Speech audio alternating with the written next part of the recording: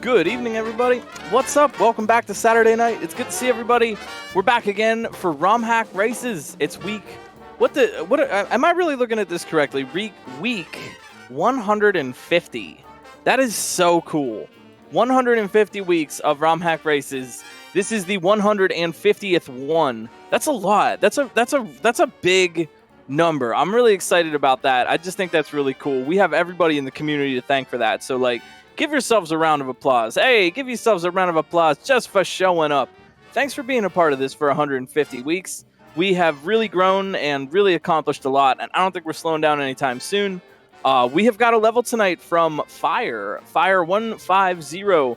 I think this is pronounced Ukiki Cadence. I hope I'm saying that correctly. I don't know what we're in for, but apparently this is going to be awesome. If you know FYRE's work from before, I've seen some of their levels. They had a great KLDC level filtration system, if I recall correctly. That was one of my favorites, and I know we're going to see something cool tonight. If you're just dropping by and you don't know what this is or what we're doing, this is Romhack Races. Every Saturday night, we sit down and race new, fresh, never-before-seen Super Mario World Kaizo levels of varying difficulty, but all of them really fun and cool, made by somebody cool in our community and tested by people that we have in our staff, on our Discord, people who volunteer to help us out, raced by people who have no idea what they're in for, except for the difficulty ranking. These players will have to use all their skill and wits. It's a sight reading competition, essentially, but consistency comes into play in a huge way, too. We have a rating. That is the one thing that the racers do know, and something you'll know, too. Length of longest section, as rated by the testers, 4 out of 10.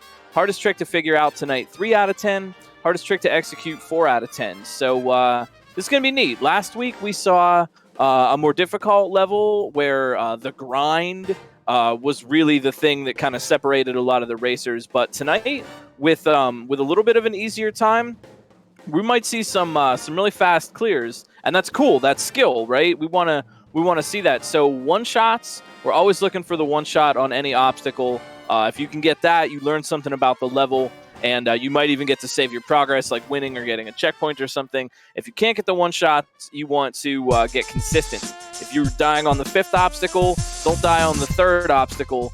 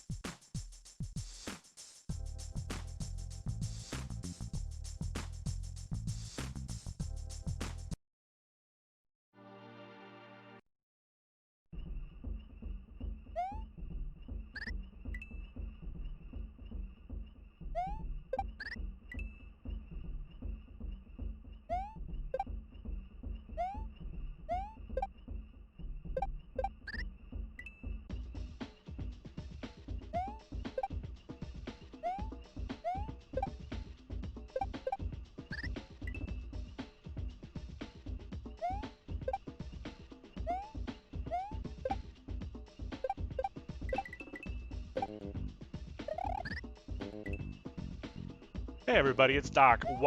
While we're waiting, I just want to make a quick observation.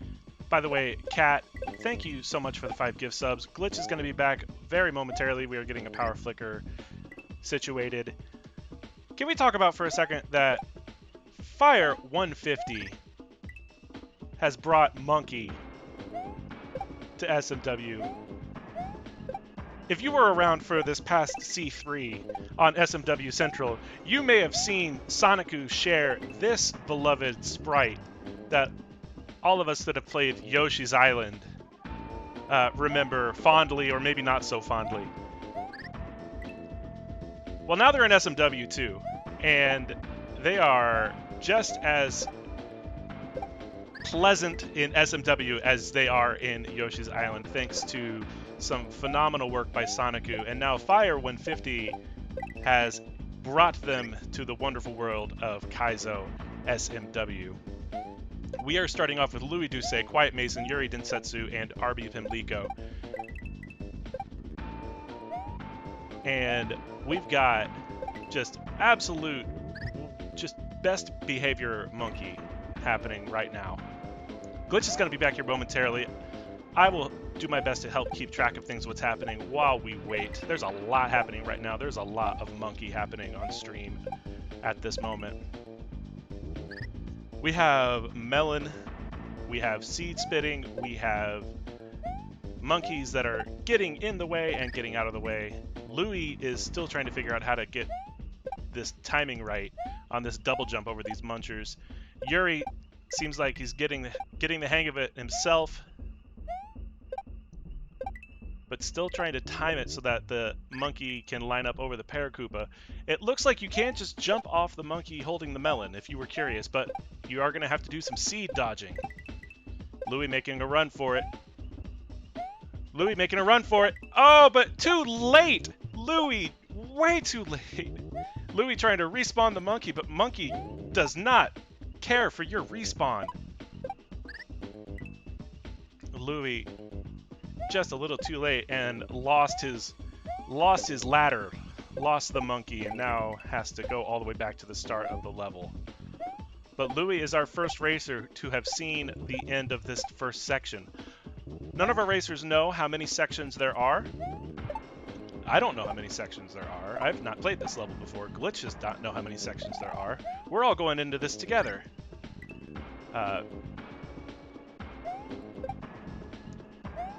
FYRE150 has introduced what could only be described as the embodiment of pure chaos into Kaizo SMW. And Glitch is back. Hey. Hey. Sorry about that. Hello. I made it back. I didn't mean to interrupt you. I was jumping in. My power flickered. Sorry about that. Terrible timing, everybody. What's up? Not at all. Not at all. I will get out of your way and let you enjoy the pure chaos, as Louis actually just got the H as you came back in. There it is. That was so fast. 4 minutes. So what do we got here tonight? We got monkeys. We got the Yoshi's Island monkeys. I was trying to watch on my phone. As Doc already mentioned, we do have the Yoshi's Island monkeys. Louis in the upper left at the checkpoint. These monkeys are moving around, jumping around, and this is how they behave in Yoshi's Island. They do a lot of this. I think these are like the Sprite. They eat the watermelons, they spit out the seeds, and they jump and throw all kinds of stuff at you. So a lot of what's going on here, if you haven't picked up on that already, is making sure to just kind of move and like know where the monkeys are going to be and where they land. It's tough to land on a moving target.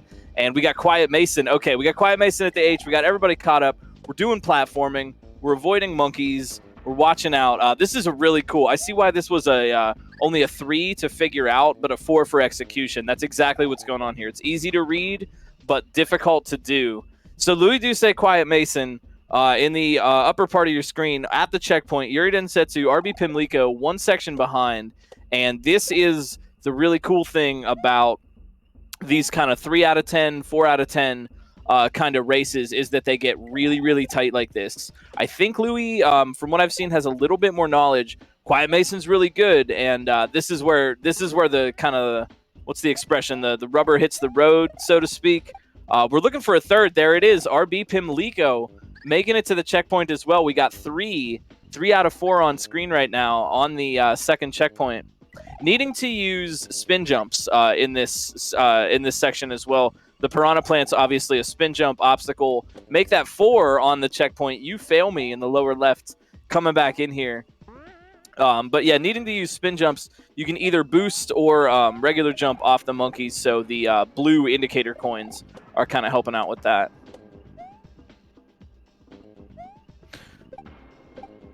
Sorry, too, Doc, if you wanted to complete a thought, or if you, I don't want to cut you off or anything. If you had something you wanted to mention. No, not at all. The only thing I wanted to say is that if you're wondering where the name of this level comes from, Ukiki is actually the name of the monkey in Yoshi's Island.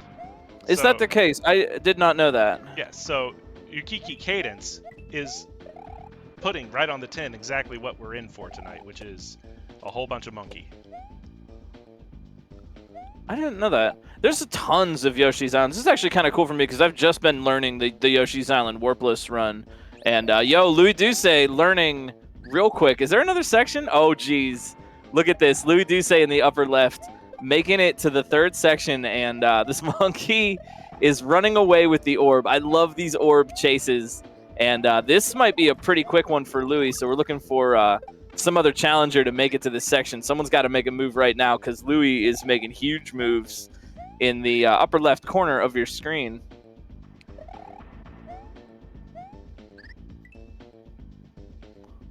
But yeah, there's so many interesting and unique enemies in Yoshi's Island. Every level really is its own, almost like its own episode of a show or something. You know, it's like very self-contained and has its own interesting things. The monkeys being a very memorable part of World 3.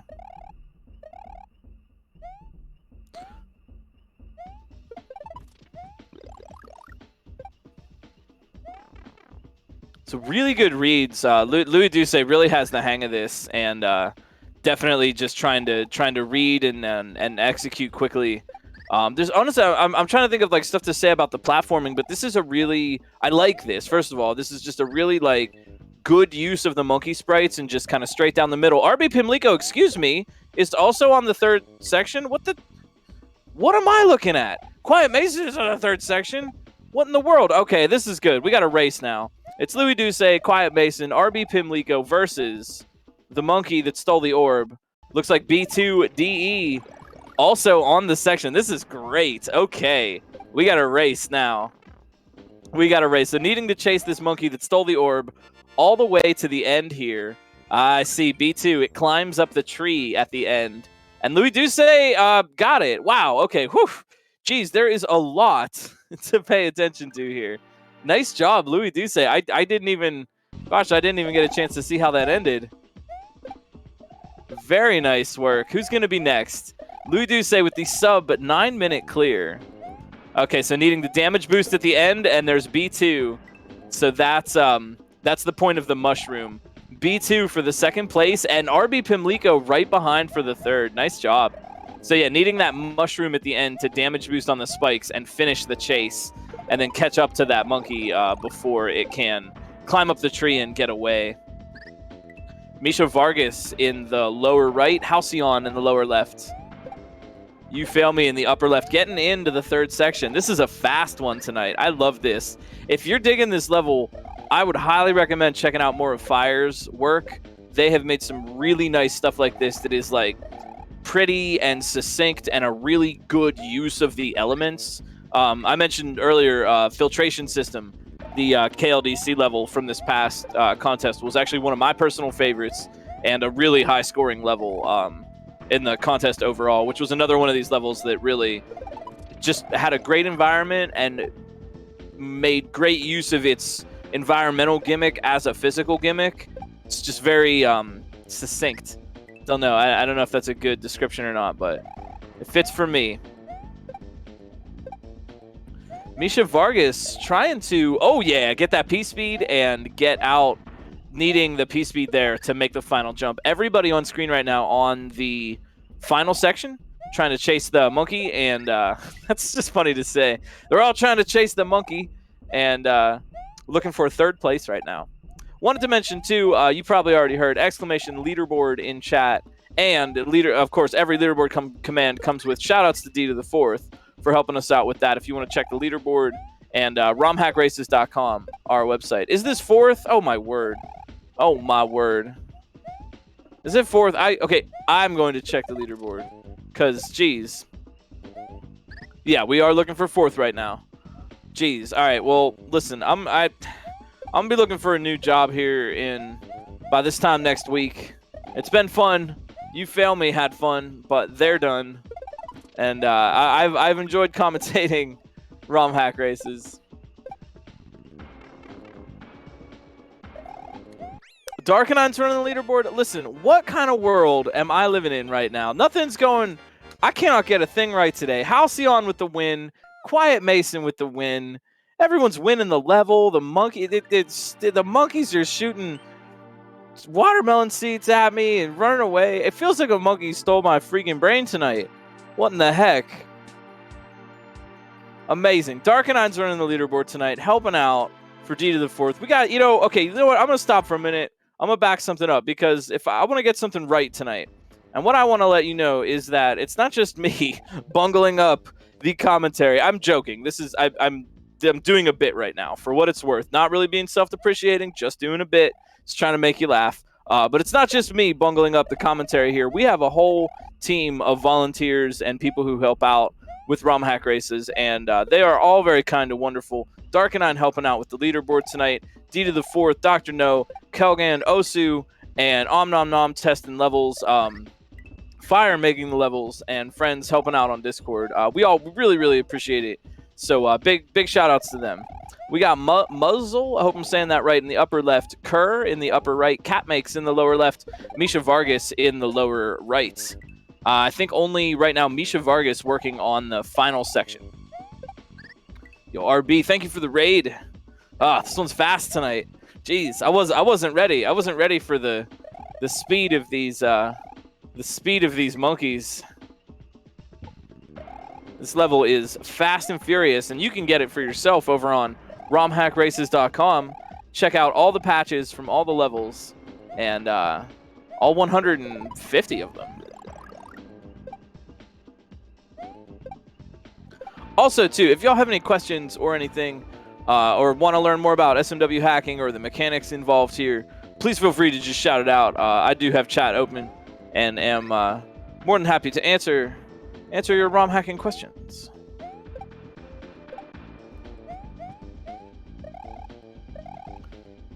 Yeah, take a look, Borgman. Not very true.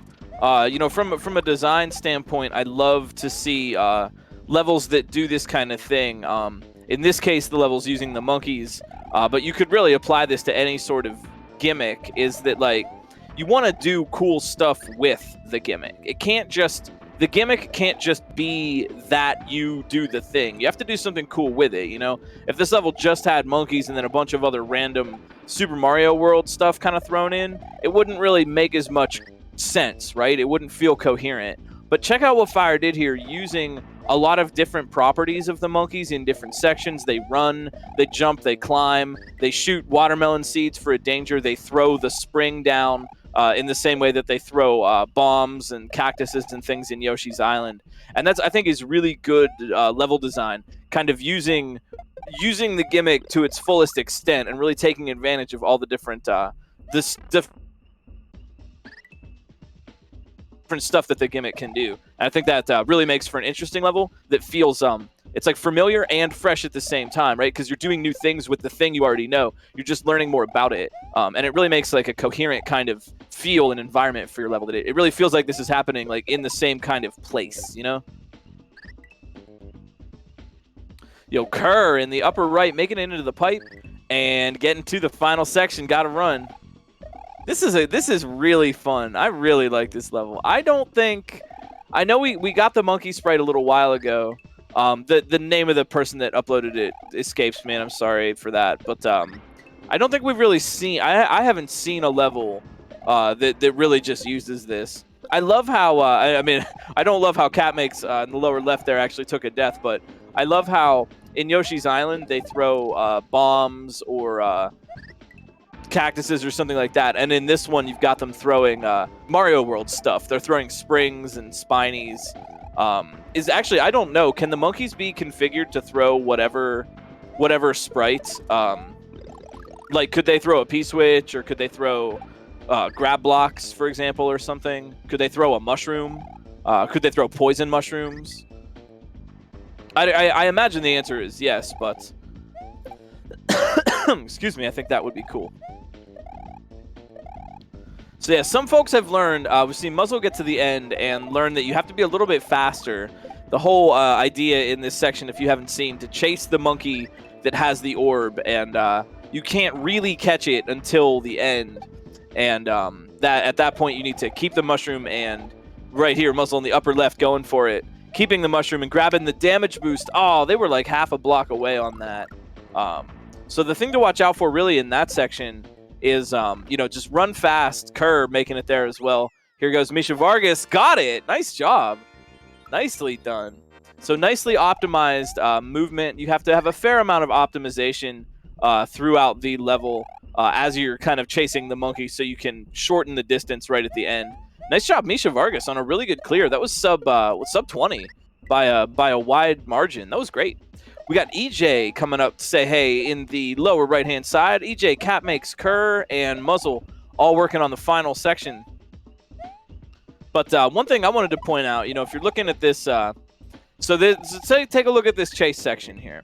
You know, if you bonk or go too slowly on your way through the obstacles leading up to the damage boost at the end, then the monkey might be a little bit farther ahead of you. It ran away, right? And you're not going to be able to catch it. So the idea is that you want to optimize your movement in the first part of that to shorten the distance just a little bit. Muzzle with that nigh. Oh, it's half a block again.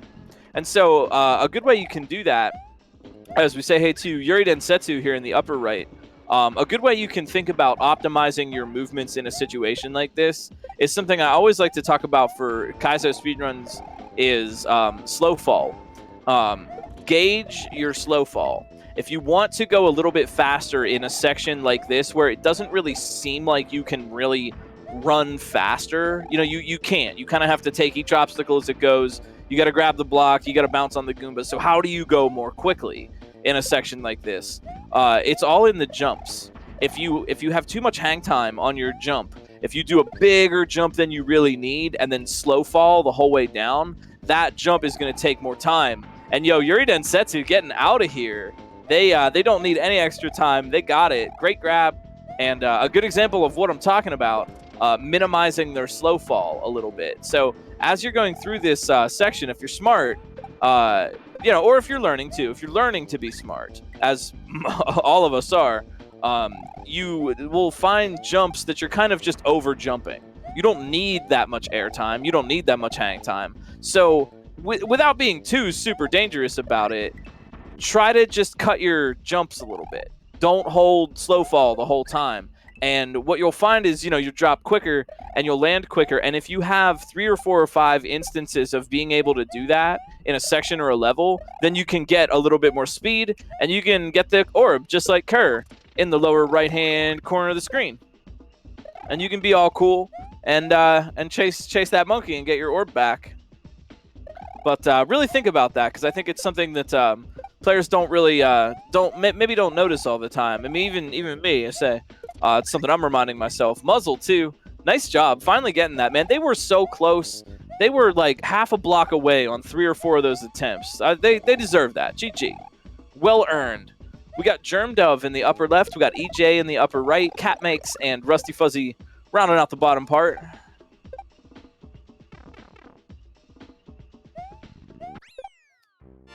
Yo, nice job. Cat Makes. Really, really low. You can tell how... that was really good for Cat Mix, because you can tell how fast they got to the monkey there at the end by how close to the bottom the monkey is when they touch the orb. If the monkey is higher up, they were a little bit slower getting there, but it was enough. And with the monkey all the way at the bottom like that, they were very fast. But definitely, I don't know. I really want to try to point that one out, because I think it's something that's going to help a lot of people out and save a lot of time. In all sorts of sections, chase sections, speedrun sections, anytime you have to go fast in a Kaizo, you don't often have a lot more chances to optimize your movement. So where do you get that extra time? It's all from that slow fall. don't be using that slow fall unless you like really need to, and you'll save yourself a lot over the course of a run. EJ, nice job. Gosh, maybe I'm just misremembering, but I don't know if I've seen EJ's name racing with us before. So welcome, good job, and thanks for racing with us. That's twitch.tv/EJ. Give the racers a follow. There are a lot of cool people in the community. Folks like Less Than Possum. Join in the upper right-hand corner. We got 810 Munoz in the bottom and Rusty Fuzzy in the bottom as well. Everybody, man, I'm not seeing anybody. I am not seeing anybody on the earlier sections. Everybody's really doing a great job with this. I think the chase sequence is seems to be the toughest one for everybody because, like I said, figuring out how to get a little extra speed in a situation where you're not really just like running straight forward can be really difficult.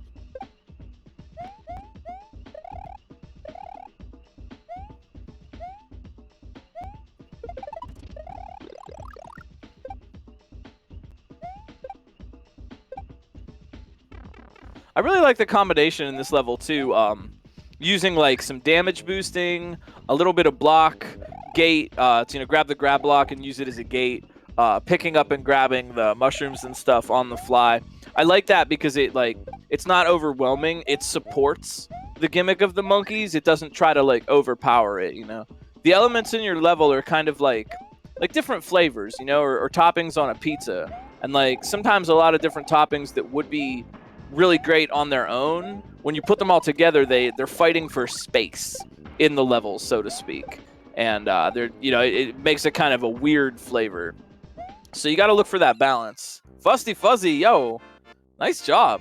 That was fast. I think they got there pretty quickly to the third section. Nice job. Yeah, from what I've seen in the third section, and just kind of an eyeball kind of guess, I think you have about 3 to 4 blocks of leniency when you get to the end. Maybe even a little bit more than that. So you can mess up or bonk by about 3 blocks of space-time, and you'd still be all right. Germ Dove, nice job. Germ Dove with the clear. Very fast. They're coming in fast now. Yeah.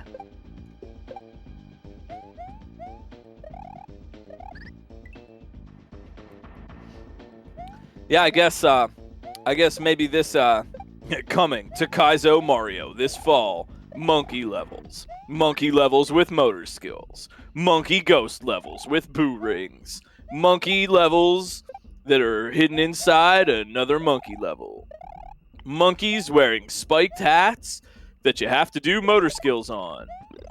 Less Than Possum getting the orb. Nice job. Yo, and Chef Boy Eric right behind. Wow, that's a freaking quantum photo finish. Less Than Possum and Chef Boy Eric both getting their clears. We got Proto Pizza and 810 Munoz hanging out on the left side. Those ideas sound of bananas. Monkeys that throw bananas. That grow monkeys that throw bananas. Blue Ribbon High Life, Cosmic Cutlass, join us on the right side. Okay, we get to see a little bit more of these earlier sections, which is cool. That means these racers are working hard and doing their best, and we get to see a little bit more because everyone else was too fast.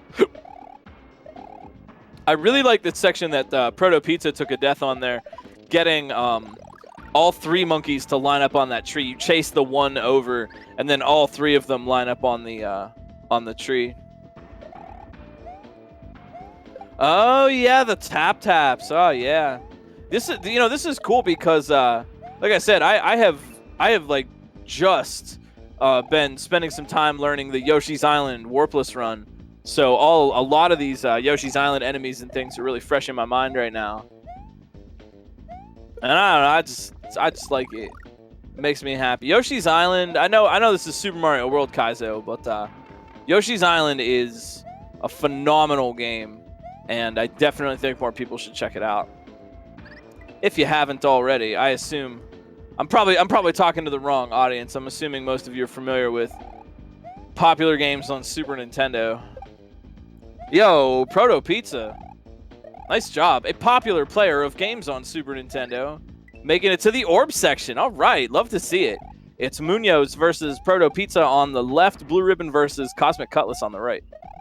Make that Kagem versus Cosmic Cutlass. Love the P-Speed preservation.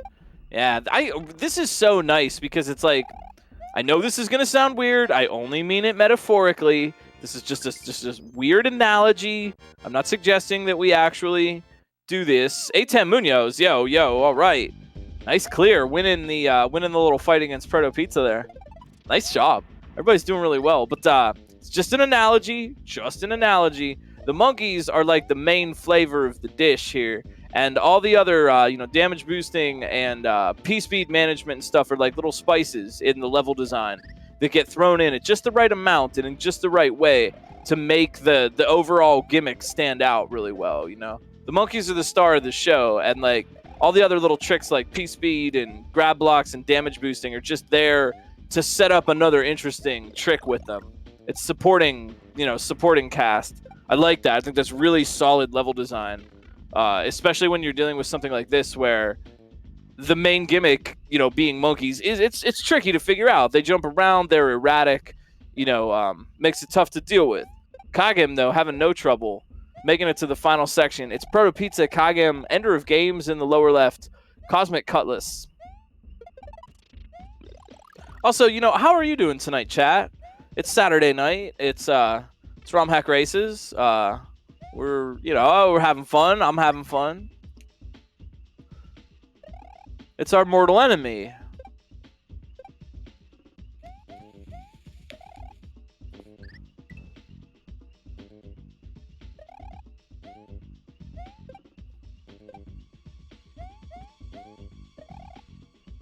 All right. So while we're on the subject here, you can only pick one: King Kong or Planet of the Apes.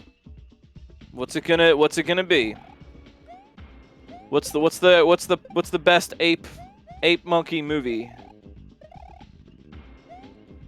You had your birthday yesterday? Yo, happy birthday, High Voltage. Happy birthday. I hope it was a good one.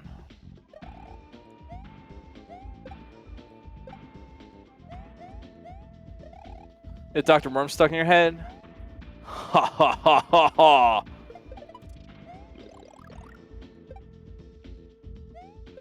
Yo, blue ribbon high life back again in lower right. Proto Pizza Kagem, Ender of Games. No, Proto Pizza's right there. Excuse me.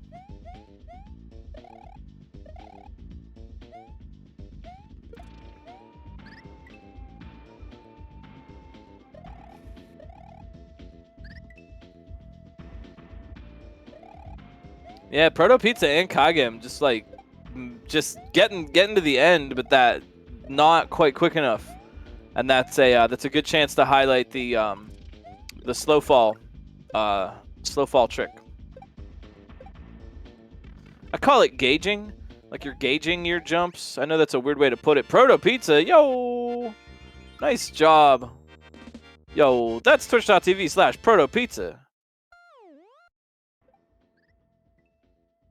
If you're looking for more Kaizo on your Saturday night, I highly recommend following literally everyone.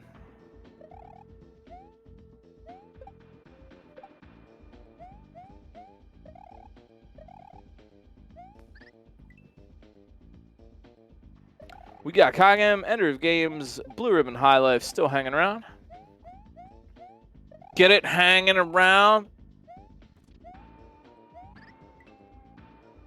Come on, that was pretty appealing.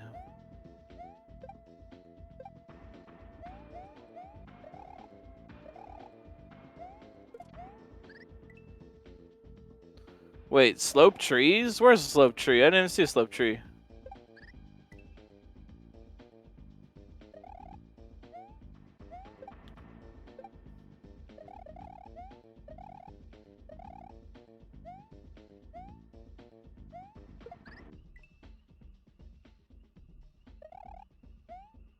Oh, in the credits. I missed it.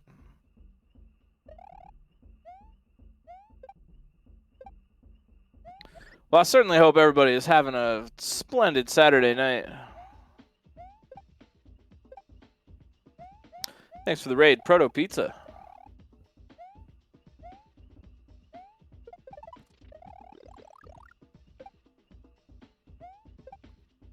Yeah, GG. Here goes Kagem. Got it. Nice job. Oh! Oh! Did you see that? I think Kagem was the only racer to do that. They actually bopped that monkey. Yeah, they killed that monkey. Well, they didn't kill it. They just knocked it out and kicked it off the stage. And there's pillows down there, and it's like a stunt, you know? It's a stunt. So GG, that was great. I'm gonna give Kagem one banana worth of cool points. I don't know how many cool points that is. It's one banana flavored cool point. And if you don't like it, you have to give it to that kid on the school bus that does like the banana flavored ones. You want to be that person. You know, like the banana flavored, the banana flavored runts, the banana Laffy Taffy. You want to be the person that likes that. If only we could make those decisions ourselves, for ourselves. It's kind of like you either do or you don't, you know, but you want to be the friend. Oh, man, I hate the banana Laffy Taffy. Oh, I love it, man. Okay, here you go. Everyone in the whole wide world will give it to you. You could have like a mail-in service. Like, hey, did you get some Laffy Taffy recently and got the banana kind and don't like it? Send it to me. I love it. And you'll never want for Laffy Taffy or banana flavored candies ever. Me, on the other hand, I'll be the one giving them away.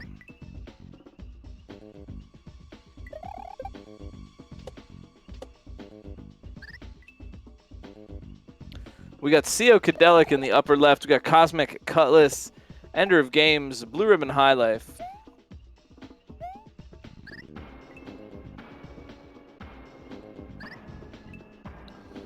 Banana Laffy Taffy is better than Banana Runts. I thought Banana Laffy Taffy was just Banana Runts that they put in a hydraulic press, like on the hydraulic press channel.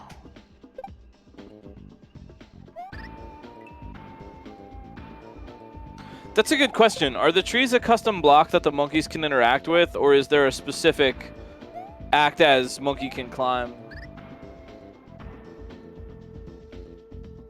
Or do they kind of work like, does it like hijack some code from like the net climbing Koopas or something? I actually don't know. We got CO Cadelic though. We got Bullet Bill time. Oh, almost about to get the pipe. We got Bullet Bill time, Ender Games, Blue Ribbon High Life. And we got all of you. And that's pretty cool.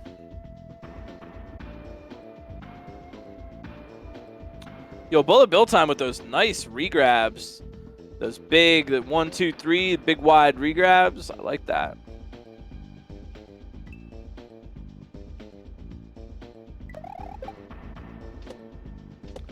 Oh, shucks, thanks. I normally do the play-by-play commentary for these races. As a founding member, proud to be one. But there's a ton of cool people that help out with Romhack races. Thanks. I'm glad you're having a nice time. I hope everybody's having a fun Saturday night and getting to relax a little bit. Thanks for relaxing with us. Yo, there it is. Bullet Bill time into that up pipe and is going to join Blue Ribbon High Life on the second section. 3 sections in total. CO and Ender on the left side on the first section. Bullet Bill and Blue Ribbon on the right on the second. Think the monkey should get overused for some... Yeah. Careful what you wish for, but, you know, keep wishing. I don't mean that sarcastically. I mean, be careful, but definitely make wishes. I think the monkeys are all right. I think they're okay. I don't mean like... They're okay. I think they're all right. They're fun. They're very fun. They move around. I like them because they're dynamic. They jump, they move around, they climb. There's a lot of building options. If you want to make a level out of the monkeys, there's a lot of things they can do. It looks like you kind of have to be a little bit specific in kind of giving them somewhere to run or jump or like something to climb on. But there's certainly a lot of options here. So yeah, I can get behind that statement. I would also like to see these monkeys. You know what? I'll say it. Overused. Let's see, because I think they're pretty fun. What about instead of various dragons, it's like various primates, and you do like it's like monkey plus shell combo, and the monkeys are always like throwing shells at you and like tossing a shell into your hand. Sometimes they help, sometimes they assist. Monkey Shredder. I think that name is kind of, you know, what about monkey friend? Monkey Shredder sounds very like, I don't know. I think I'd get certain groups a little upset with me.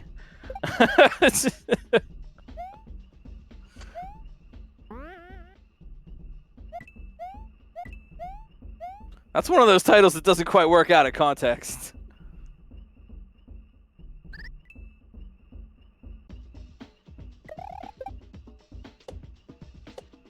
Monkeys can actually steal an item from your hand. Oh, that's fun.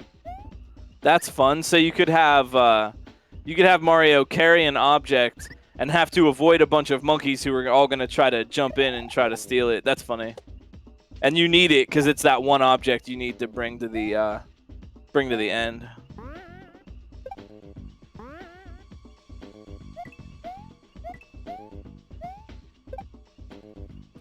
Wow, so fast tonight. This is officially our Final Four. Thanks for the update, Doc. Of course, big shout-outs to Dr. No behind the scenes as well, helping us out and in front of the scenes today, filling in for me. Thanks for that. You do so much for the Romhack Races community. You keep us all in line. You keep us all organized and moving, and you make stuff happen. And that is, like, really, really, really, really helpful. That is really, really helpful.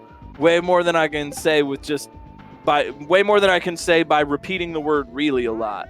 I could say really, really, really, really, really helpful, and it still wouldn't quite express the gravity of the situation. Thanks. We need organization. We need people like that. And Doc has just been super, super kind and helpful with so many events and week after week of Romhack races. We really, really appreciate it. I really appreciate it. Stole the coconut? I think I remember. That's from elementary school, isn't it? That's like you clap and you go around the circle and then someone is the goose or something.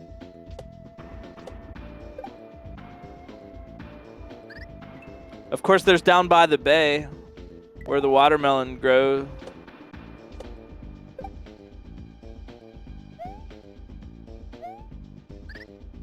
Or, of course, yes, we have no bananas. We have no bananas today.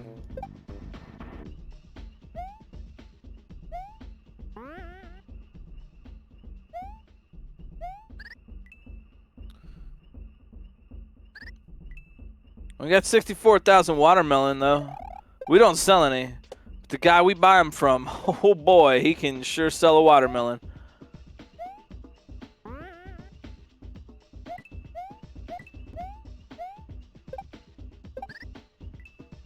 Oh, Blue Ribbon.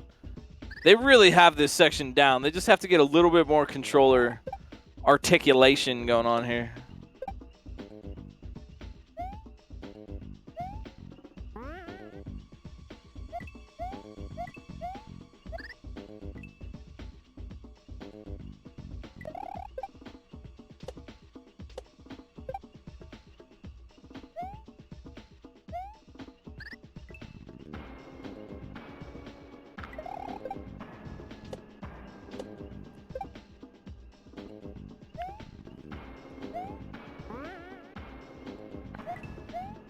We got CO, Bullet Bill, Ender Games, Blue Ribbon High Life.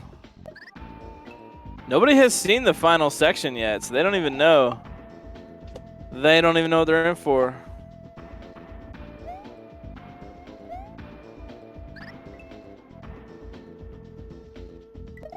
I really like the monkey spitting watermelon seeds as a threat. It's interesting. It's not a Bullet Bill, baseball chuck.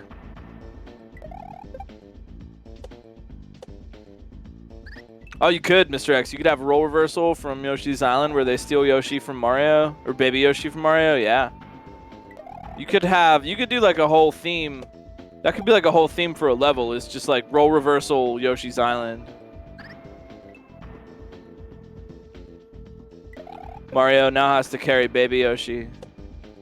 It's like that meme with the Ninja Turtles where Master Splinter, when he's young, is holding the little turtles' hands, and then the turtles grow up and they hold Master Splinter's hand when he's old.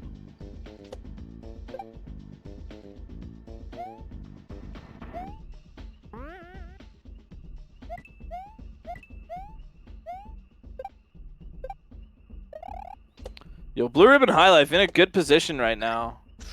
Oof, needs that vine though.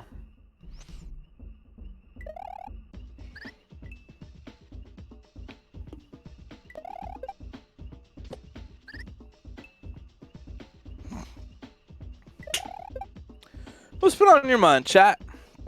It's Saturday night. I hope everybody's getting a chance to just chill. Please don't do anything stressful or go to work or anything. Don't do your taxes.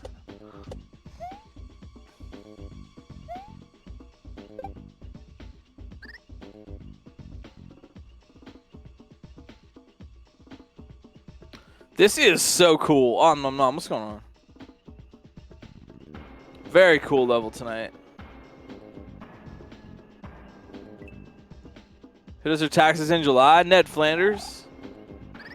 Or he does them in January. January 1st. Time to file those taxes, Nettie. Printer ink. Well, I suppose that's a business expense. Although I do like the smell of the stuff.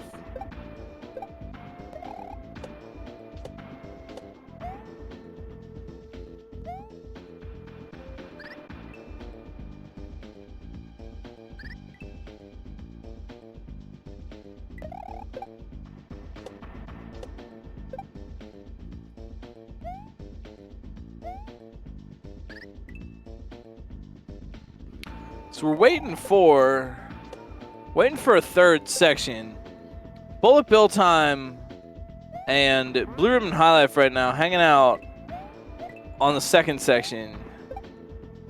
Is CO and Ender on the first. Waiting for that. Someone right now, honestly, it's Bullet Bill Time versus Blue Ribbon. Waiting for someone to get through to the orb section.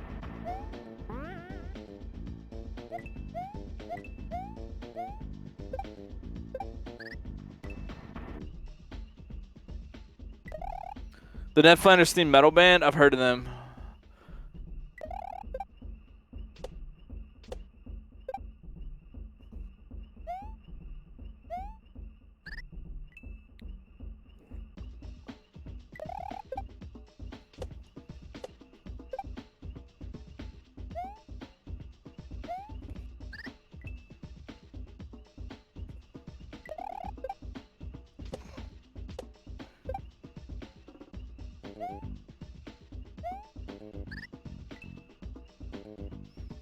This is a great Romhack race Saturday. Thanks for being a part of it. I don't know. There's only so much play-by-play I'm finding myself able to do on this level in particular. I mean, there's a lot of platforming. I pointed out a lot of things I want to point out about it. If anyone has any questions, please feel free to ask.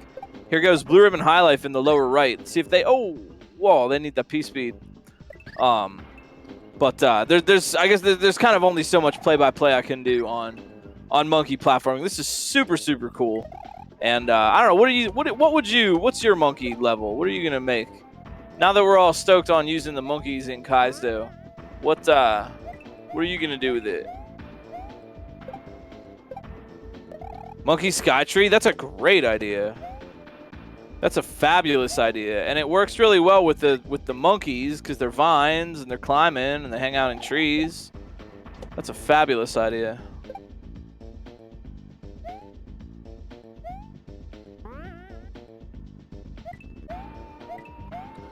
How do you deal with thumb soreness? First thing, honestly, is don't overwork yourself. Second thing is various wrist stretches. I mean, for my own thing. Yo, Blue Ribbon, there it is. Blue Ribbon High Life coming out ahead and moving on to the third section. Let's go. But for my own part, I mean, I try to, if I feel like I'm feeling pain or my hands feel weird, I stop playing. It's not worth, you know what I mean? Nothing's worth. You can get the clear tomorrow. Don't hurt your hand to do that. I stretch my thumbs out. I kind of just like apply, if I hold my hand straight like I'm waving, I just kind of apply a little gentle pressure on my thumb and kind of stretch that muscle group out. It's kind of in the heel of your hand where your thumb kind of connects to your hand by your wrist. It's that muscle group that tends to really get overworked, especially when you play Kaizo or games with a classic type of controller, NES, Super NES, you know, that kind of stuff. I mean, it's for all games really, but especially that that kind of grip you have to have for Kaizo. So yeah, just take some time to kind of stretch out, you know, stretch your wrists out, move your wrists around. Don't let your hand clench in that one position. You know, if you play games for too long or you play too long in a session, your hands kind of maybe make like a clench kind of thing. Counteract that. You know, let your hands stretch a little bit, move your wrist a little bit. I am not, for what it's worth, I am not a medical professional. Not in the absolute slightest. This is not like medical advice. This is kind of just what I do. But yeah, I mean, I have a callus on my right hand. I do have a callus that is the exact size and shape of the B button, and it's a substantial callus. Yeah, try to not death grip the controller in the first place. You don't need hard. Hey Beavis, you don't need hard long presses on most of the buttons, especially the D-pad. Try to use lighter taps on the D-pad and don't death grip the controller. That's a big way to avoid it. If your controller is like constantly creaking, that kind of plastic creak, you're probably gripping a little bit too tough, you know. You can relax a little bit. A good controller with clean pads should be pretty responsive to a light touch, light-ish touch. More modern controllers even get better than that. I mean, you can have a really light touch on, like, you know, the newer ones. Yeah, there's no such thing as pressing a button harder on SNES. I agree.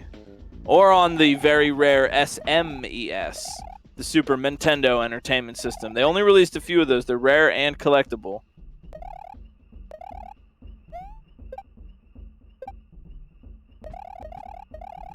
But, you know, just try not to... What I do is try not to keep my hands in too much of a clench position.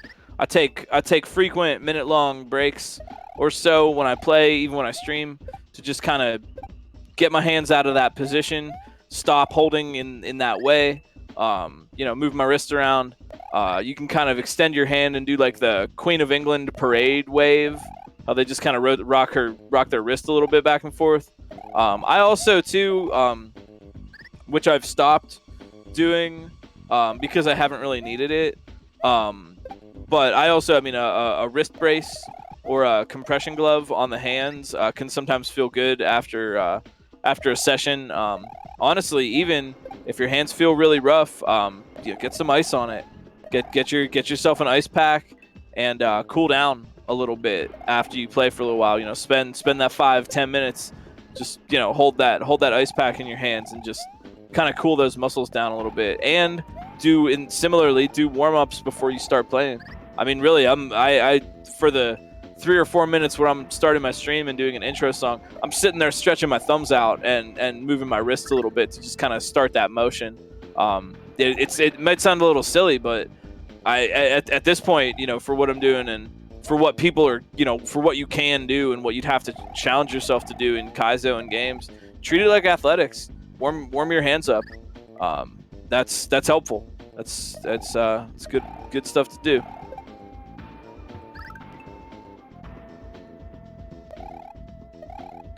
And yeah, I mean that is the case. I mean, if you're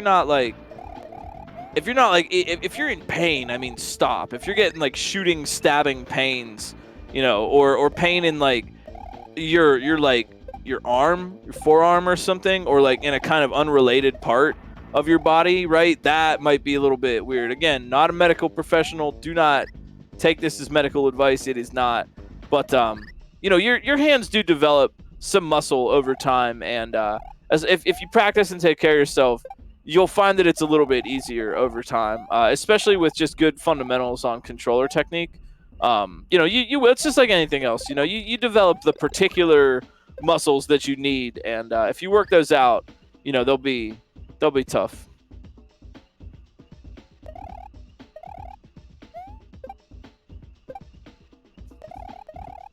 But you really can't get away with a lighter touch on the controller than you might think. So my old guitar teacher always used to tell me that. Stop death gripping it.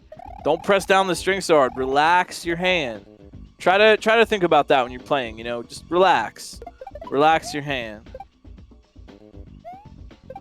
Then you're good to keep playing well, provided you don't have an actual medical condition. And not to make light of people who do have such a condition, but if that starts happening, all those things being equal, it probably means that you're transcending space and time and going into the glitch zone, wherein the game will be transmitted directly into your brain, and you'll be able to download strats just like you would if you were a real literal taskbot. So you know, it's a rare state that only a few psychonauts ever get to, but maybe it could be you. Bullet Bill time in the upper right, though, transcending the first and second section, making their way to the final section. Got to chase that monkey down. It stole the orb. It can run through the pink skull blocks, but Mario cannot. And those skull blocks are there to kind of keep Mario from going that same way. Otherwise, you'd just be running in a straight line.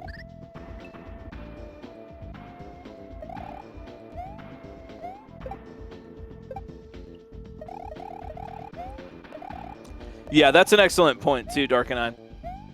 Is just kind of listen to yourself and listen to your body. Very, very rarely is it a good idea to like play through the pain. Oh no, my hand really hurts, but come on, I can do it. You know, I understand that temptation. I've made that mistake myself.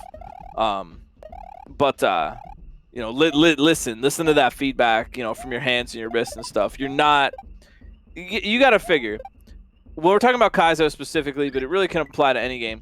Super Mario World runs at 60 frames a second. That's 1/60th of a second to get a frame-perfect reaction. If your hands are feeling weird or shaky or a little bit weak, going kind of limp, or your muscles are kind of aching on you, stiff or sore, you're not going to be fast, right? Your hands literally have lag in them when you're playing in a rough state, and you're literally not going to be able to do some of the stuff, right? Like your literal hands have lag. So take a break, right? You're not, you know, don't fool yourself into thinking, oh, I can do it, because the more your hands start to hurt, that's like literally the feeling of you actively getting worse. How many more times can I say the word literally? Literally many. But, you know, don't trick yourself.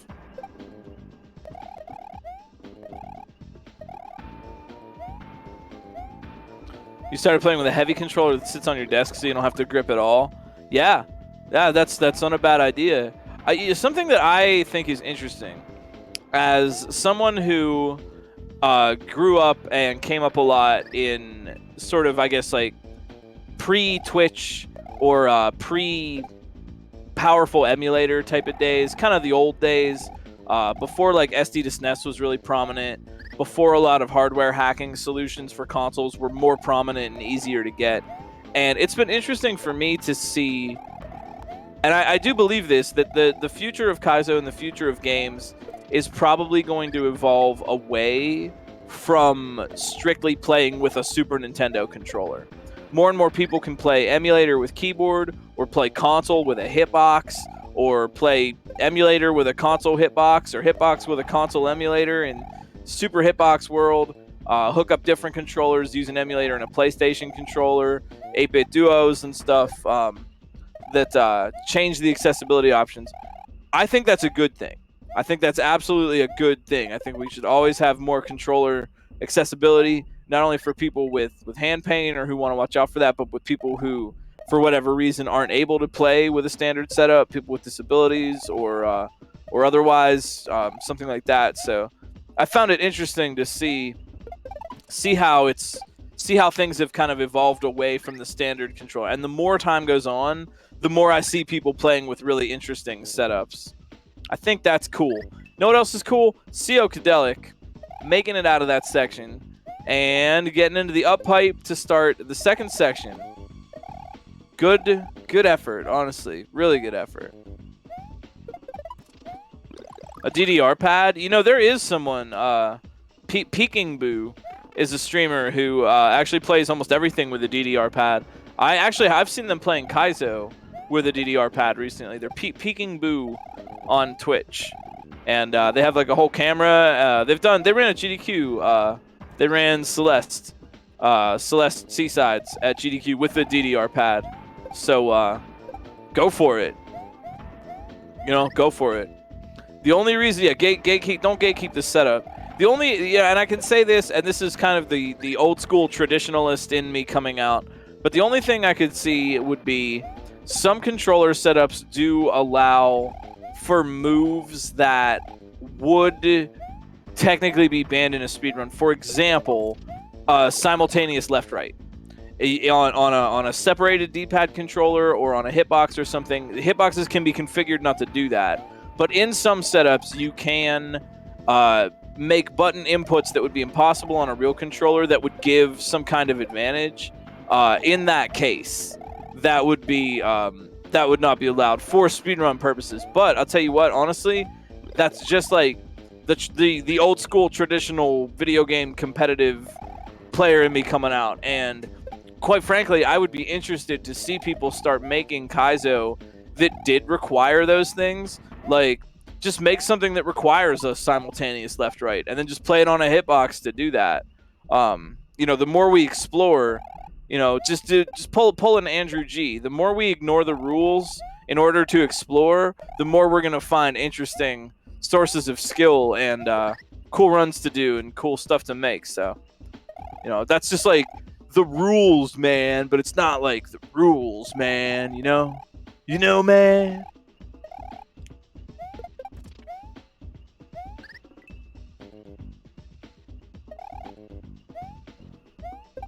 Yeah, that is the thing too. Hitboxes can get a little bit pricey, or you assemble it yourself or whatever.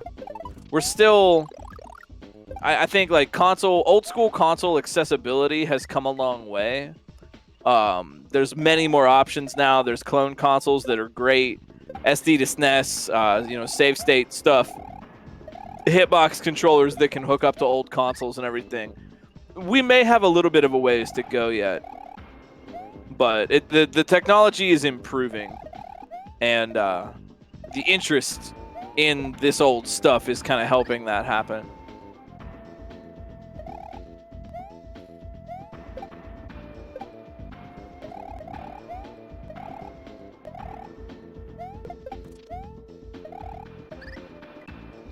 I mean, I believe ROM hacking to be the future of classic games, and I don't mean the only future, but a big part of the future. For all the, let's take Super Mario World for an example, but this could apply to many games. The world records and the achievements on regular Mario World are awesome, but at a certain point, things just get so optimized that people look for new area to conquer. You know, at a certain point, you might want to run the game, but you don't want to grind down for those extra couple of seconds.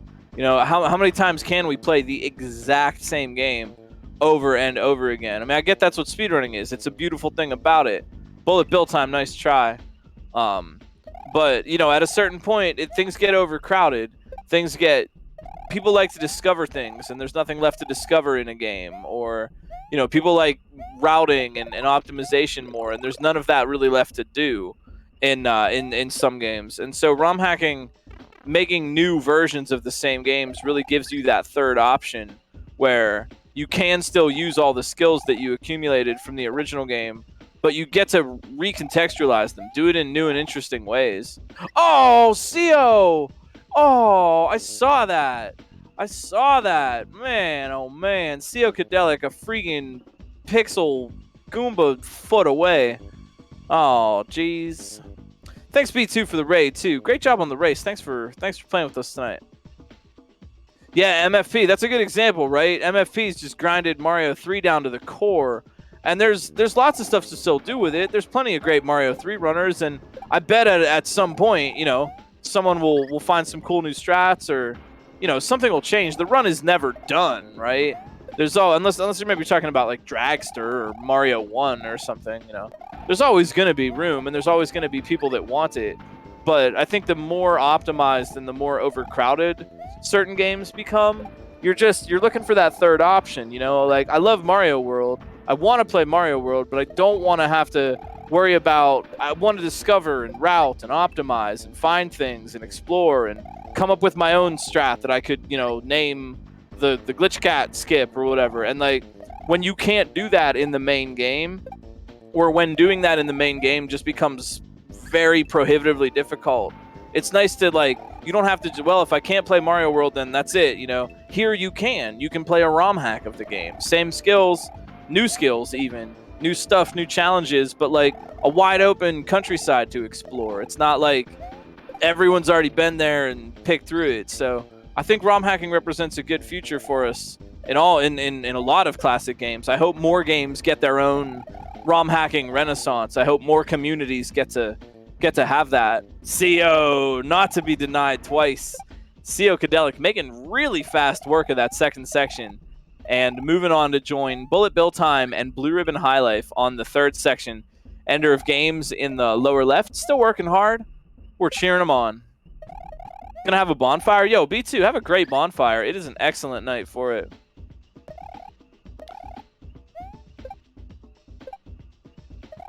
I've seen Ender get pretty close. I think the monkeys can be tricky, and a lot of these kind of jumps where you kind of cut in at an angle can also be pretty tough to learn.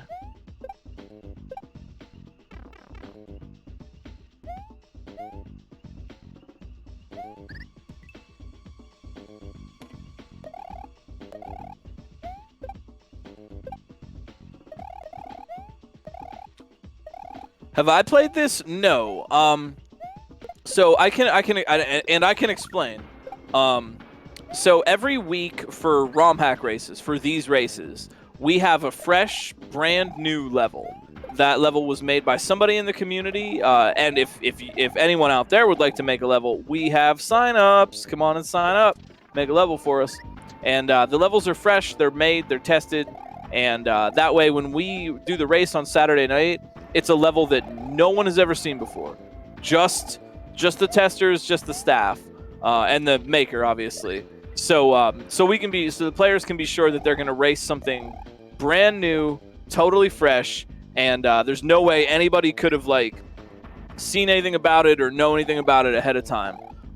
As such, I do occasionally test when I'm needed. We have a really great team of people who are already doing really great testing, and y'all are big shout out to the testing team. You friends do a really great job. Really appreciate it. Look at how clean and fun these levels are. Me, most of the time I don't test, and that there's a reason. It's because I tend to think that my commentary is better when I don't know what's coming up, because that puts me in the same position as the racers and the audience.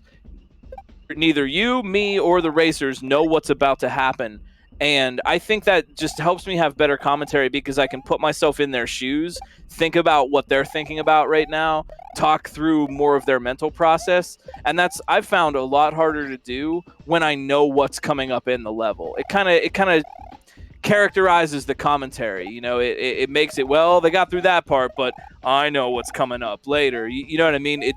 I think it makes it more exciting, and I think it helps me be more excited. You know, if I know there's a troll at the end of a section, I'm not gonna have a funny reaction. I'm not, oh my gosh, I can't believe the troll. If I knew it was coming up, I'm not gonna react the same way. So that is why, for the most part, I just do the commentary and help out around the shop. But I can test. I mean, I'm always available to test. Sometimes we need a hand or some other folks. So please, you know, so staff, please, you know, you can always call me to test. I sometimes feel bad, like I'm not doing my fair share, but maybe you know it's like, oh, excuses. Yeah, he says yeah, but no, I really do think that it helps with the commentary a little bit. It's easier for me to put myself in their shoes when I'm basically figuring out the level along with them. But I do play the Romhack race levels whenever I get around to it. They're all good though. And if you want to check them out for yourself, head on over to romhackraces.com and get all the patches, all 150 of them.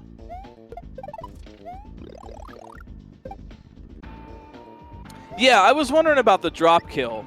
That is, I think, a really valuable thing, and I think more players should use it. Drop kills are great because it works for just about any object that can kill things when it drops, shell or a grab block.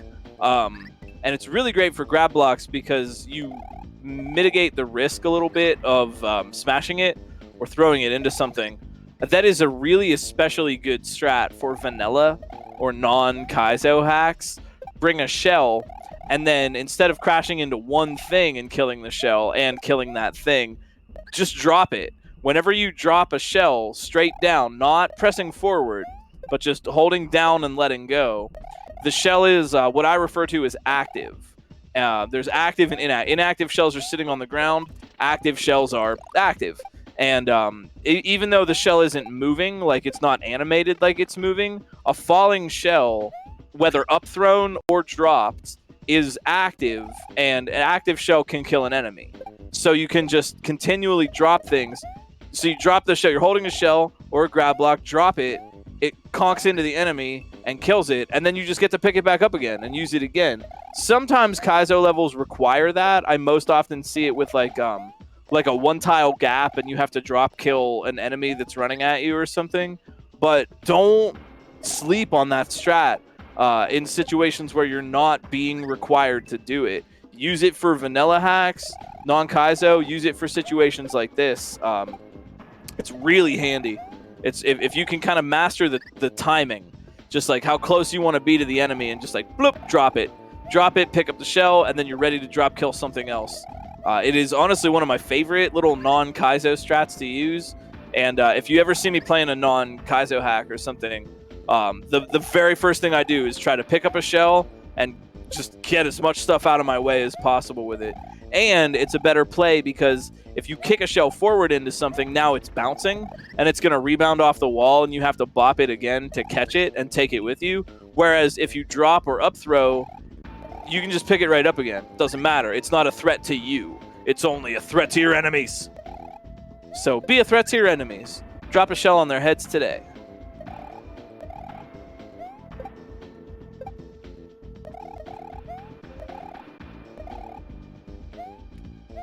It is. It's a snazzy strat. It almost feels like cheating because if you really get good at it, you can just be super powerful. You pick up one shell and just kill anything that comes near you.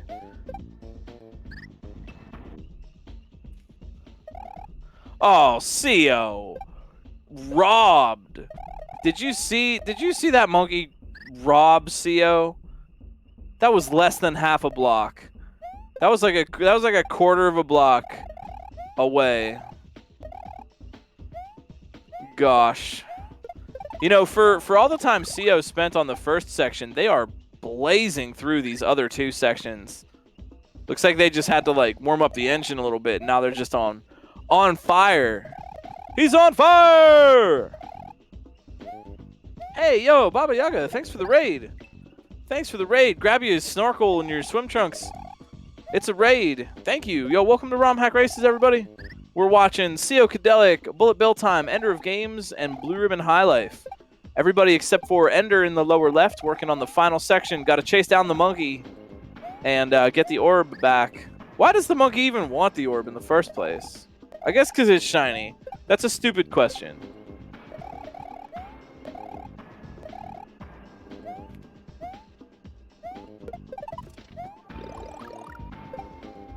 Yeah, it's definitely shiny. That obviously I've lost touch with my monkey heritage.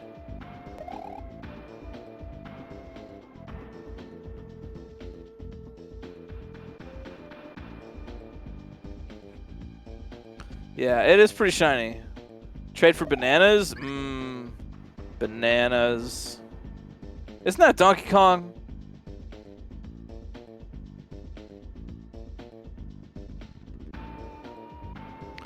Yeah, rough times for Blue Ribbon. That was very close.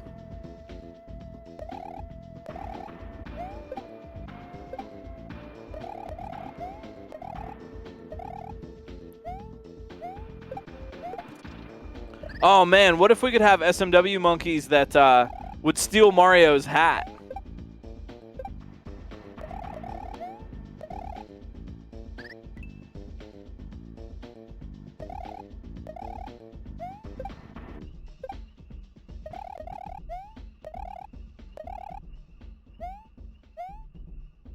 These are good friends.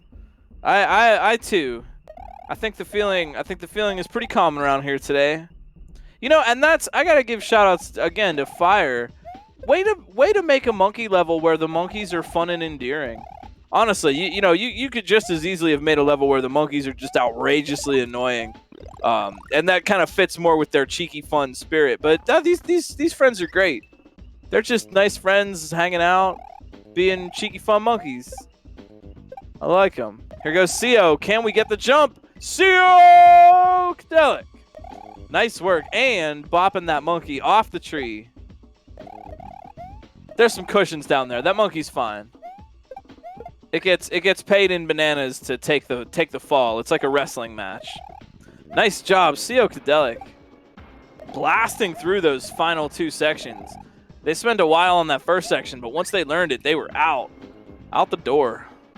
Down to the banana shop.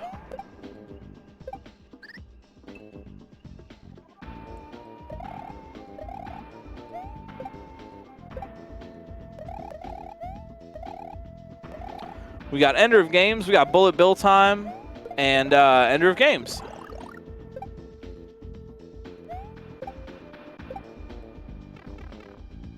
Oh, sorry, that's Blue Ribbon High Life. Getting the win! Getting the win! Blue Ribbon High Life. Nicely done. GG. GG. You know, y'all are very kind and cool. Thanks for being that way. It's an honor to perform for you, even though I'm not performing right now. If this is your first time here and you'd like to learn a little bit more about what we're doing, romhackraces.com is our website. Big shout outs to D2the4 for maintaining that for us. And we've got all our patches, all the level patches. If you want to play a Romhack race level, you don't have to race. It's just, races are for fun.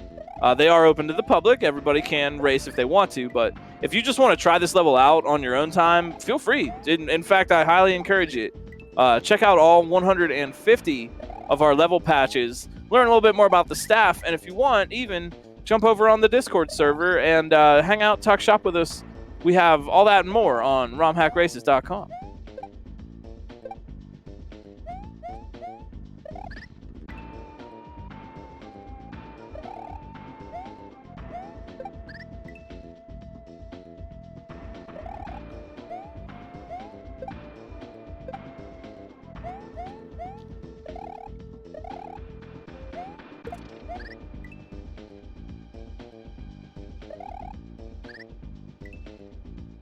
And I'm not sure where we're at, but we could, last I heard, we could use a few more level makers. It's, we're going for Kaizo specifically. It doesn't have to be like super tough Kaizo, but Kaizo, that's kind of our thing.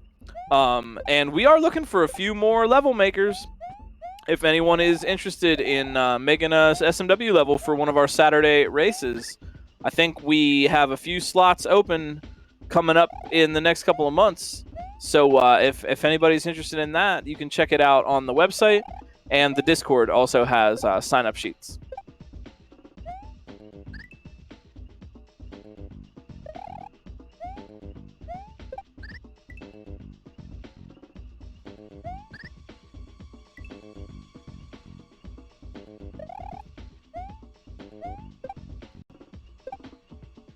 Hey, Blue Ribbon, thanks for the raid. GG.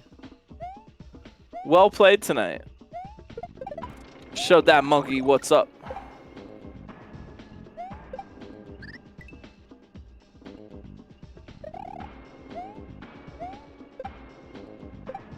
That's twitch.tv/Blue Ribbon High Life.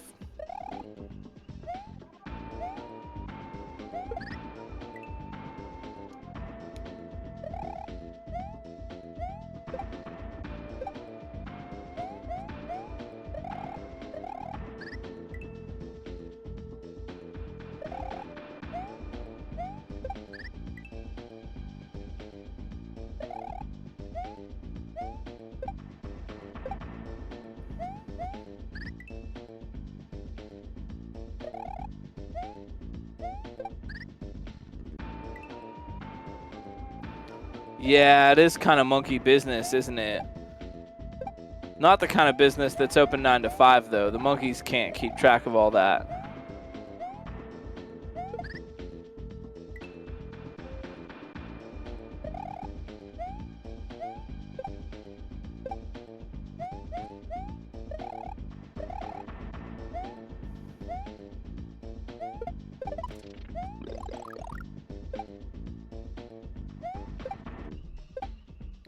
Yo, bullet bill time, getting real smooth on this section. This could be it. Go! Ah, so close.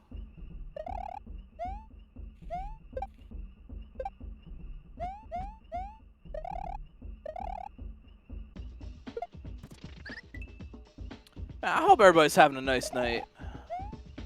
Because I am, and I wouldn't want to have a nice night by myself. It wouldn't be so nice anymore. Oh, that's, I mean, sometimes, yeah, I mean, it can be. Some of the nicest nights have been spent by myself, but also some of the not nicest ones, you know? So I'm glad that you're all here. Yo, oh, Ender of Games, let's go. Oh, that was a really nice vertical pipe transition. I watched that whole thing. Nicely done. Nicely done. Ender of Games getting up and in there. Moving on to section number 2. That was good. That was a good vertical pipe. They committed to that movement. They reached for it.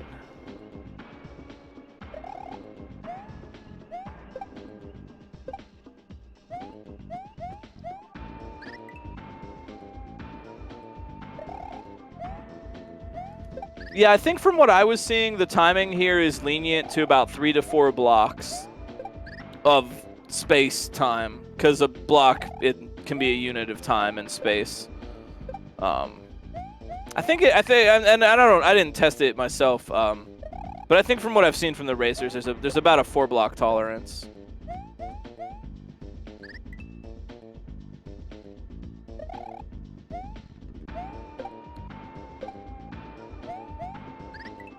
The testers are great. We have a well-oiled machine. We you know, and speaking of the testers doing a great job, like, I mean, I've been doing Kaizo races of one type or another in Mario Maker and Mario World and all over the place for many years, and the quality of the levels used to be, just in general, used to be way more of a point of contention. And I don't mean quality necessarily. I mean, like, difficulty quality, right? That you really didn't know what you were going to get. Unless you were familiar with the maker and you knew that they generally made this type of level or that type of level. But even then, you still didn't know, like, what you would have to deal with. And it took a long time, I think, as a kind of a race community to get a handle on how to fix that. Like, back in Mario Maker 1 days and earlier in Kaizo, you know, we all had to kind of figure out and be able to articulate what makes a good race level, and kind of use, you know, trial and error and experiments and stuff to kind of understand that question of, like, what makes a, because there's different stipulations. If you're just making a level for your own hack, yeah, do whatever, it's cool. But from a race perspective, there are certain things that you want to kind of make sure of. You want to make sure that players will at least be able to figure out what to do. You don't want to be too cryptic. You don't want to be way too tight or something.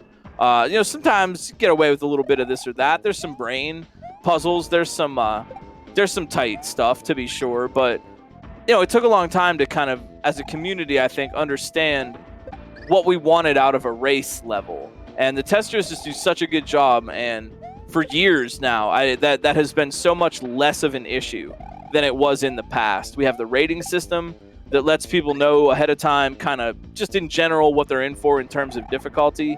And we've got testers and makers who just really, really click and work well together. So thanks. Big shout outs to the testers. We're the testing group that we have right now, I think, is like a highly evolved organism compared to in the past. Not that, in the past we were like bad, but we were learning. We were learning what makes a good Kaizo race necessarily.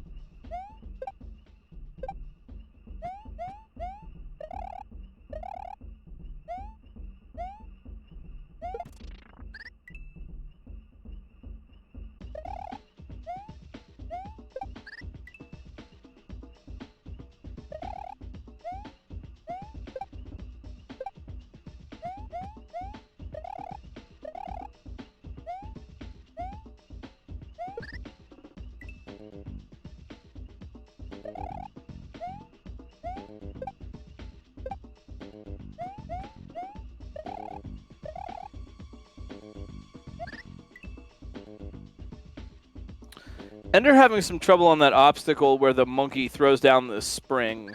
You really want to, in that case, make the most of the hesitation that you have. The monkey is going to wait. There's a delay between when the monkey throws the spring and when the spring is actually going to be in a position where you can hit it. And in that case, you really want to make the most of the delay. You want to stand on the gray platform for as long. Well, first, if it were me, the strat is when you bounce over, slow fall as much as you can so that you wait the longest before touching the gray platform. Then once you're on the platform, stand for as long as you can and then do the biggest possible jump in the air. And what that does is it ensures that you waste enough time so that the spring can be in a favorable spot. Could I say a little bit more about what scouts do? Absolutely. So when you sign up for a Romhack race, if you want to, you can go to romhackraces.com and put your name down on the sign-up sheet. That is more or less just to let us know who is racing, right? Who to look for.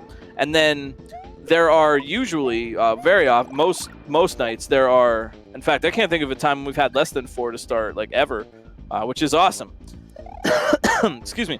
And so every night when we have a race, there are way more than 4 people who are signed up to race. And we just can't fit more than 4 people on the screen. Everyone's game would look too small. You wouldn't be able to see anything anyway. And so we can only have 4 on screen. So the scouts are an integral part of our broadcast because they are watching all the other streams, keeping an eye on everybody else who's signed up. And that is so if somebody makes any progress that isn't one of the ones on the restream that you're watching, the scouts will say, hey, yo, let's rotate this person in. Let's get Bullet Bill Time in there because they make progress. And that way, what you're watching on the restream, when things work and everyone, sometimes people are too fast and it's just really tough to get in. But in theory, when the system works, then you get to see everybody's clear.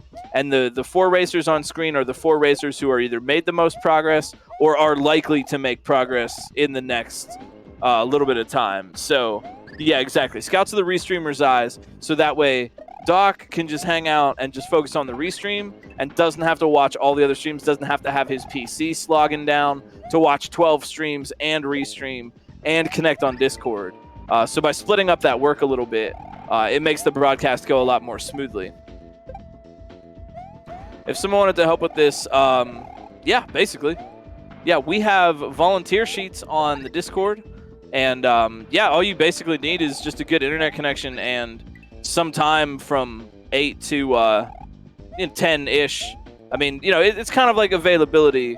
You know, we understand. You know, well, you must be here from 8 to 10. Right now, there's nothing to scout because these are the last two. So yeah, if you have a good internet connection and a little bit of time between 8 and 10 on Sundays or Saturdays rather, yeah, feel free. All you got to do is just kind of keep an eye. You know, you're watching the rest of the streams to see if someone gets you know, oh Louis Duce on the checkpoint there, and then we put Louis Duce on the restream. It's honestly, it's a good system. I think it really does it does well. The scouts do a great job. Y'all are doing a fantastic job for us. Thank you for that. Everybody is doing a really important job with Romhack races, and there's not a single person who volunteers who isn't doing like a very integral role. We all really work together to make this happen. Without the scouts, the restreamer has a rougher time. Commentary is the one thing that anybody can do this job. But the rest of everybody is doing great, and just a joke, doing a bit, not actually self-depreciating, trying to point that out, just doing a bit. But you know, everybody, scouts, testers, makers, players, right? Everybody is doing a really important job.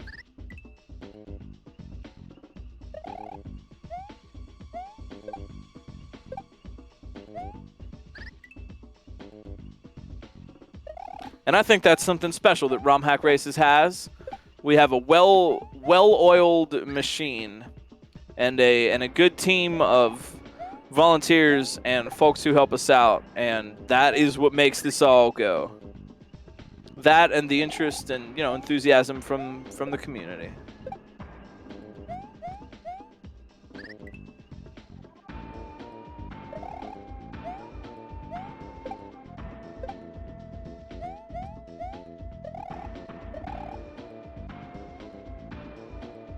Oh, Ender of Games, that was so close. Gosh, they just need to bop that monkey a little bit more on the right, and they'd be catching up with Bullet Bill time on the final section.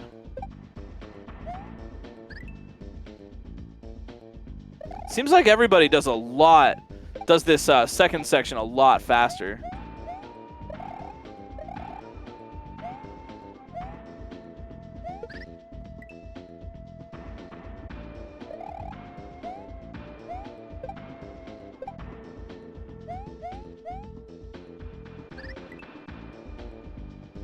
And, you know, I'll say again, we are looking for some makers.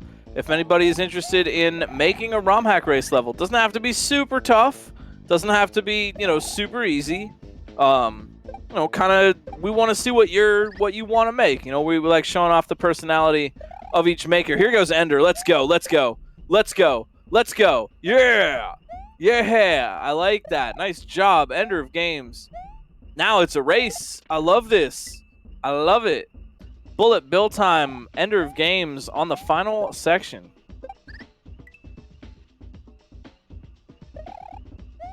Yeah, comeback for the ages right now, as Ender is just smoking through this second section.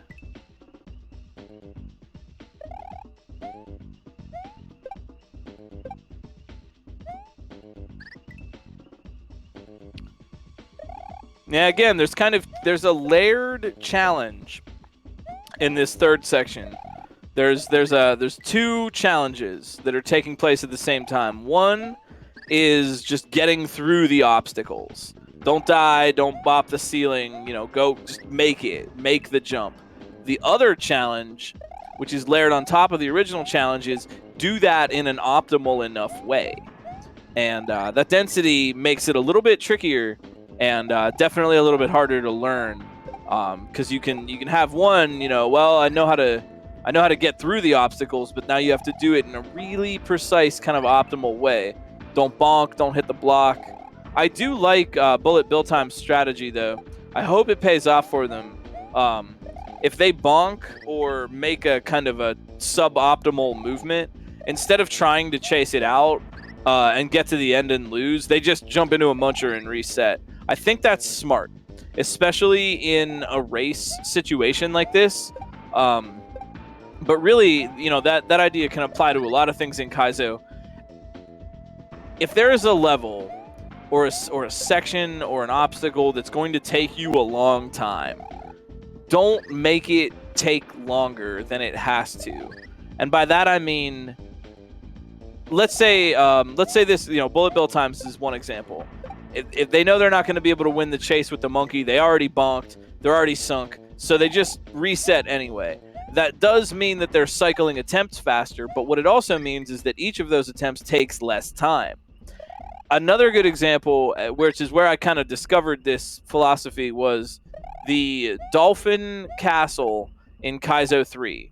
You don't really see dolphin stuff that much more. Oh my gosh, Ender, no way. No way, wow.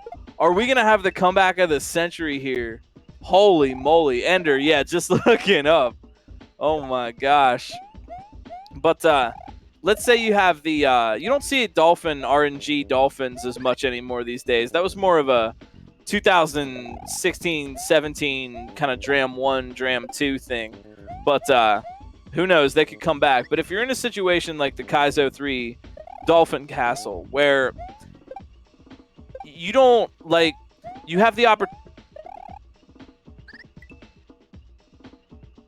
Maybe I jump on this one. Oh, no, not this one. You back up and you wait, and you kind of just like scoot around and kind of wait for the right moment to go. Don't do that. IMO, just in my opinion, but don't do that because you're probably going to die anyway. Just go for it. Try to make the early cycles because going for a one cycle is a good way to establish a constant. You always know where that thing is going to be if you try to one cycle it. Let's go, Ender. Oh my gosh. Oh my gosh. Well freaking done. What an upset. Ender of Games coming in strong at the end of this level and actually coming out ahead of Bullet Bill time. Wow. With far less time on the two sections. That's amazing. That's amazing. Well played. Yo, GG, Ender of Games.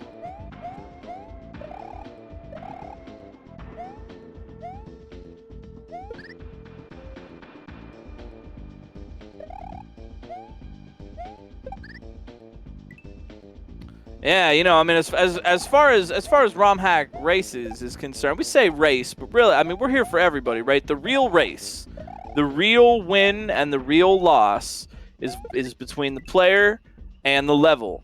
And I see Bullet Bill time still trying. I think they could win it. I do. So it's all good. We're here to cheer everybody on, and we're here to support what everybody does. It's not. There's only as much competition as is fun and friendly. You know what I mean? We're all here to have a good time. So and I know you are as well. I know we're all here. We're all here. Oh, it's all good. No worries. We still got Bullet Bill time. They're still trying. I think they're gonna get it. And I'll tell you what. You know what? If this seems kind of cool and someone out there is interested in racing, you can sign up on romhackraces.com. If you got some time between 8 and 10 Eastern on Saturday nights, come by and race with us sometime. I don't know whose level is next week, but I guarantee it's going to be a good one.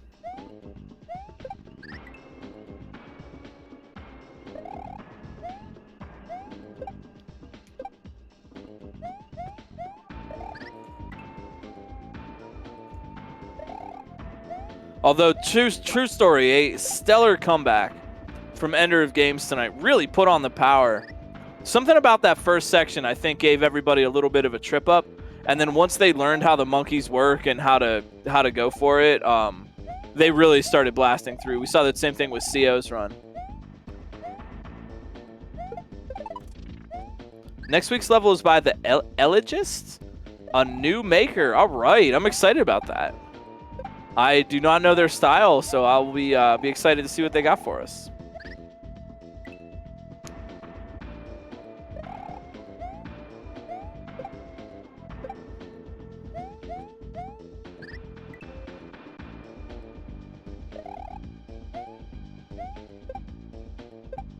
We schedule about 2 hours for these broadcasts every Saturday night. Sometimes we get done a little sooner, sometimes we get done a little later.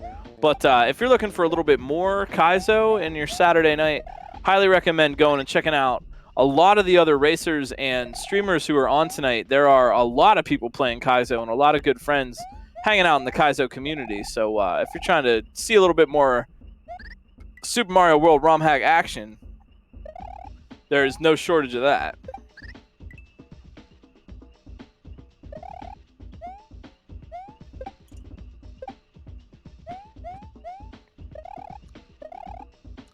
Yo, Ender, thank you for the raid. Great job tonight. You powered through those second 2 sections. That was awesome to see. Well done.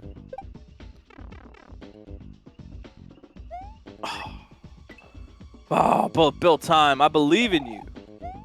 I believe in you.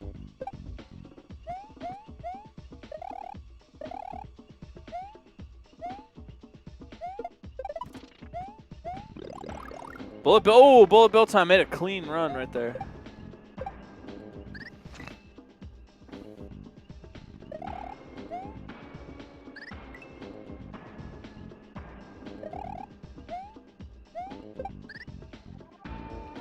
You know, I wonder if Bullet Bill time is trying to get a high boost off the enemies by like pressing the button exactly when they contact the enemy, which doesn't need to be done.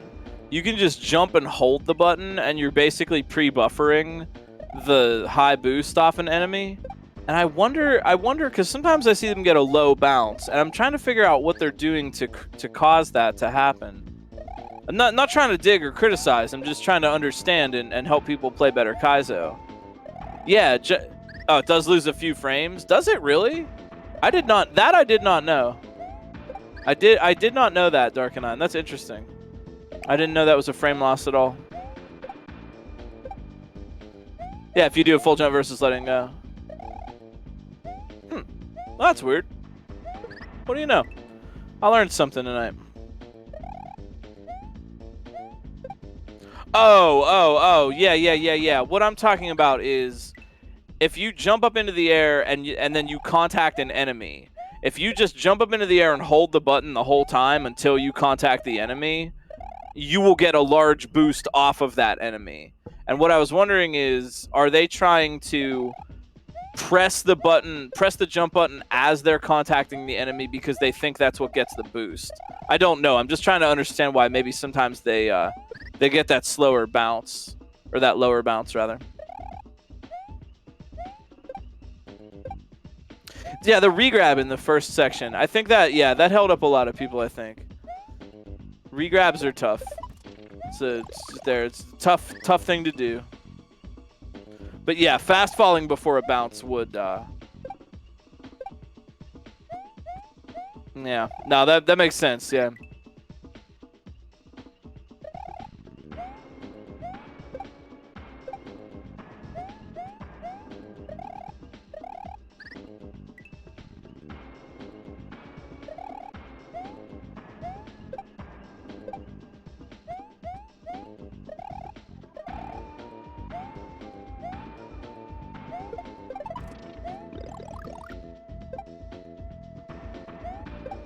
Yo, Bullet Bill time, clean run. Oh, the bonk.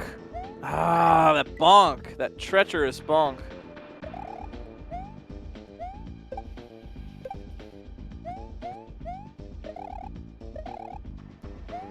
Yeah, relatable, Darkenine.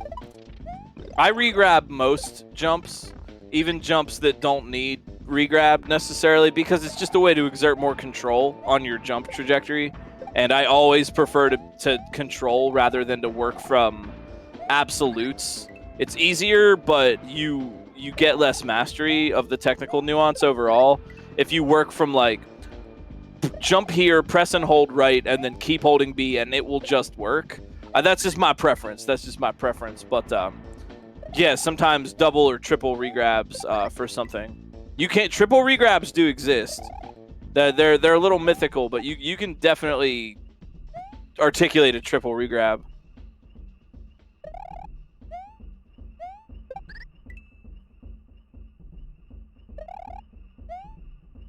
Again, like we're talking about for the controls, light touch.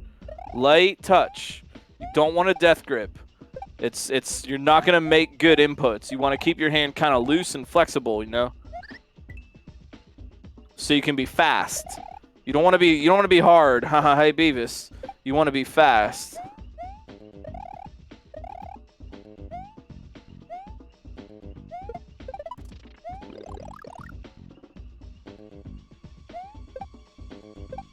Bullet bill time, this could be it.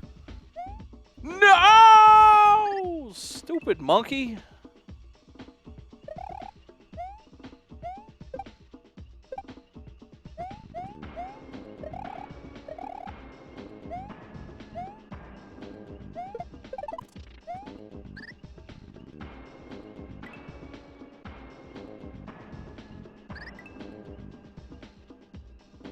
Ew, you like the monkeys? You know they don't write their own songs. That's not even Michael Nesmith's real hat. No!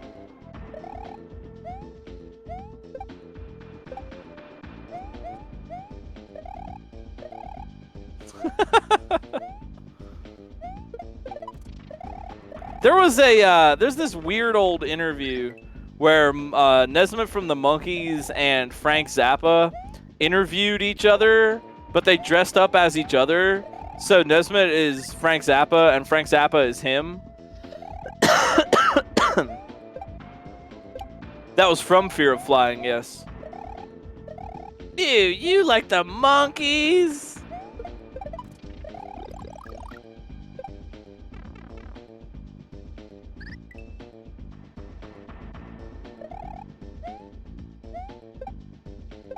Didn't the Monkees do I'm a Believer? Then I saw her face, that I'm a believer. Didn't the Monkees do that? Wasn't that their song? Because Smash Mouth didn't write that song. You know, the song from Shrek.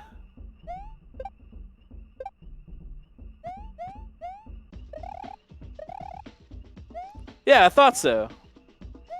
Yeah, the Monkees had a hit. They're a believer. Then I saw her face, now I'm a monkey.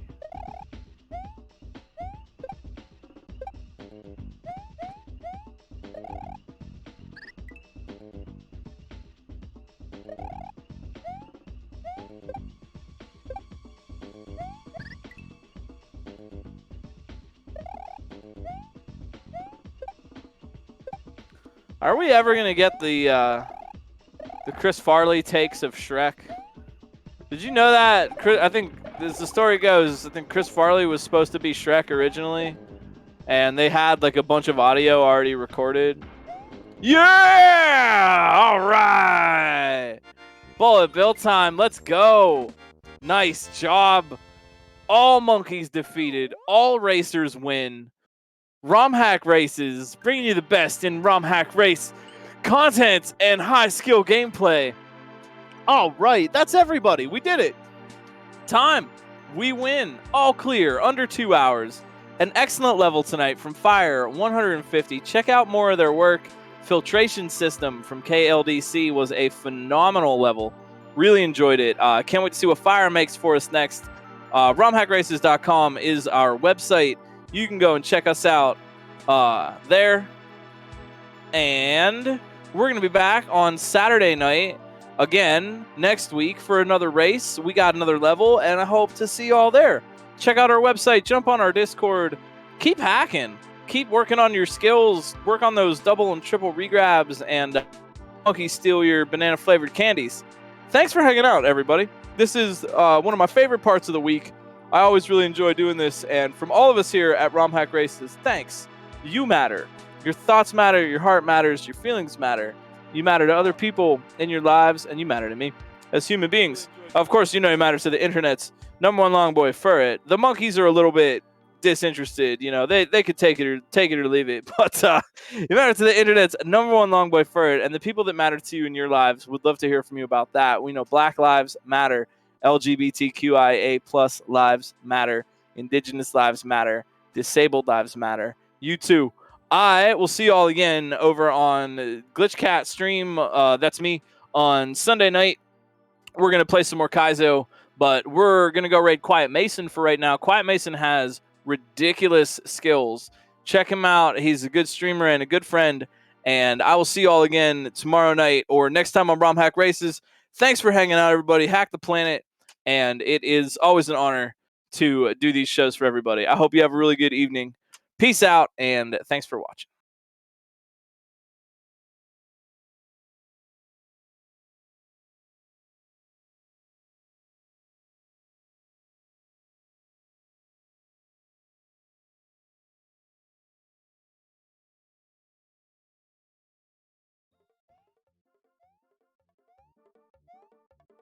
Oh, snap. Romhack Races. Welcome, welcome.